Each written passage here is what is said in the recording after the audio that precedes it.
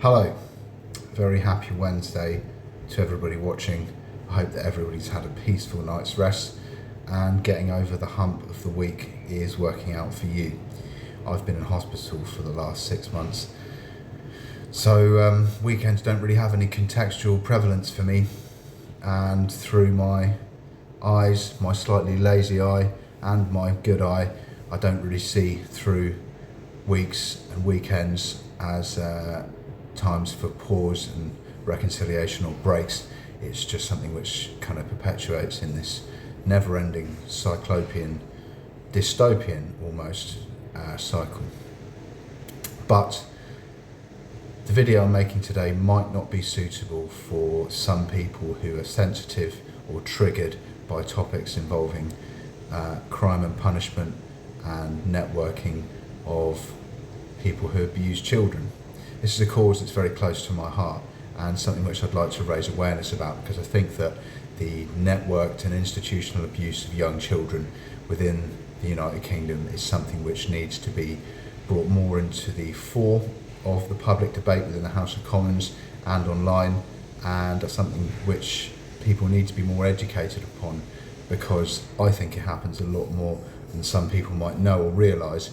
And it's probably one of those things in my kind of lived and learned experience that the people who know about it don't talk about it because they're so scared, and the people who don't know about it don't talk about it either because they just don't know anything about it. And this is what I asked Gemini: what is a paedophile ring? How have they operated historically in the UK, and which kinds of institutions, organisations or structured networks do they utilise as vehicles to gain access to their vulnerable child victims?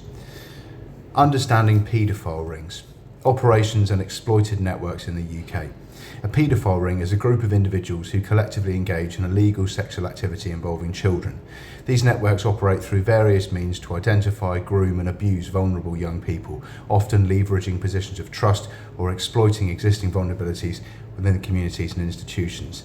That's from Wikipedia. Historically, paedophile rings in the UK have operated with a degree of organisation, though the level of sophistication can vary. Investigations and inquiries into historical child sexual abuse have revealed patterns of sustained abuse involving multiple perpetrators and victims over extended periods. These operations have often remained hidden for years, sometimes due to societal factors, institutional failures or deliberate efforts by perpetrators to conceal their activities. That's from Sky News. Such rings and abusive individuals have historically exploited a large range of institutions, organisations and structured networks to gain access to vulnerable children.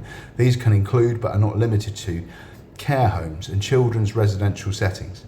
These environments, designed to protect vulnerable children, have tragically been infiltrated by abusers who exploit their position of authority and children's dependence. That's from a YouTube video. Religious institutions. Cases across various denominations have shown how individuals within religious organisations have used their trusted status to gain access to children through activities, youth groups or pastoral care, and how institutional structures may have sometimes failed to adequately address or have even covered up allegations in the past.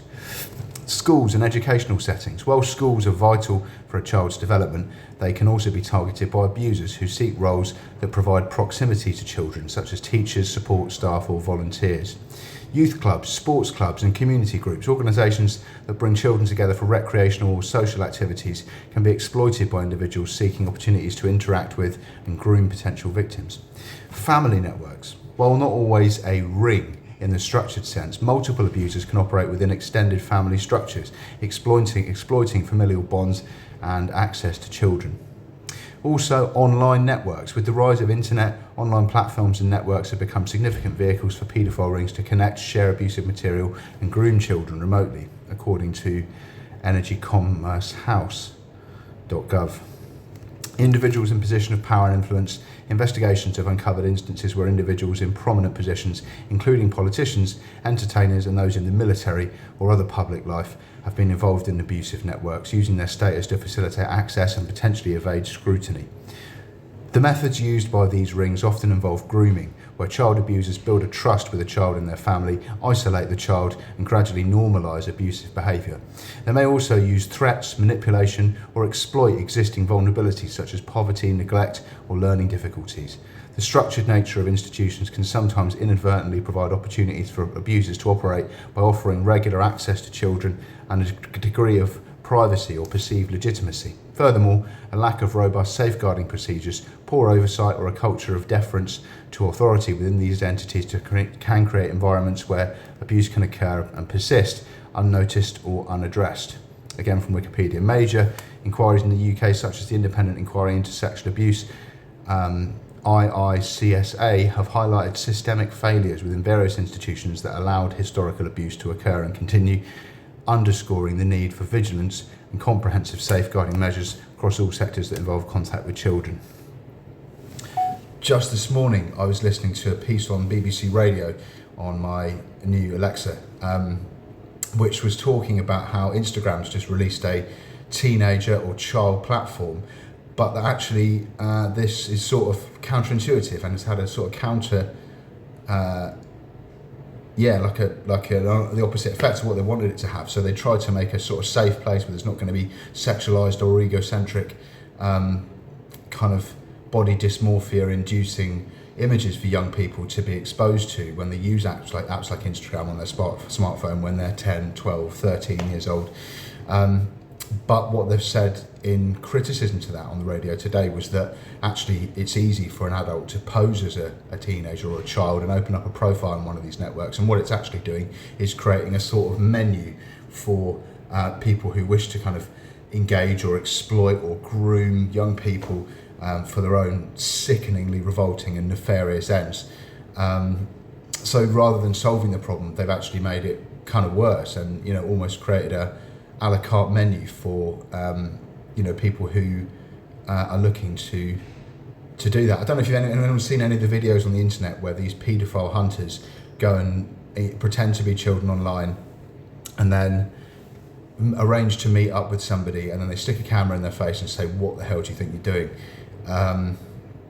And I don't know how I feel about those guys. I mean, it's not entrapment, and they are weeding out the worst people in our communities and showing them up for being who they are and what they are, and arguably one might say protecting children in the community by rooting out people with those malintentions. But for those who didn't really know what the term meant and didn't know how it works, I think it's important that we bring the debate of child safety and institutionalised abuse of children into a broader discussion on social media, within the tabloid press, within Westminster, and across our societies and communities, because it's an endemic problem in every country in the world, but especially in the UK.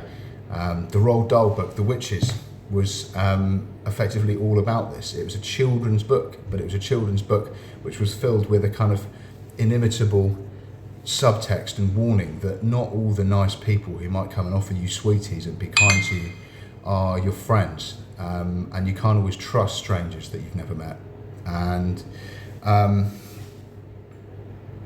in my life, it's something which has affected the course of my life, and I think I probably have known people who have been affected by those types of networked abuse, and without prejudice or kind of making this distasteful, inappropriate, tactless or insensitive as a YouTube video, I think it's important that we kind of lower the stigma on calling things out. There's, of course, Sarah's Law. You can't search the Child Sex Offenders Register. Your children could be in a playgroup with somebody who's been subject to enhanced disclosure and might have had abuse or assault or fraud or grievous bodily harm on their criminal record, and it's down to the employer's discretion to use that enhanced disclosure to verify if employment is suitable. As a service user or a citizen, none of us have actually got the right to look at the sex offenders register or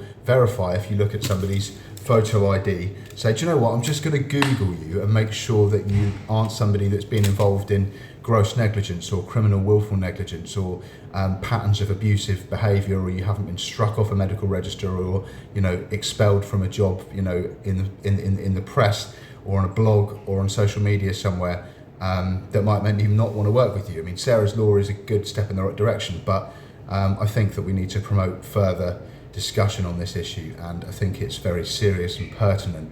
And I hope that 10 minutes of video is something that will help you gain some insight into the sort of challenges that we all face as parents, as children, and as sentient beings and adults, to try and counter and challenge, prevent, obscure and remove from our great country and our united, diverse and multicultural society. Cheers.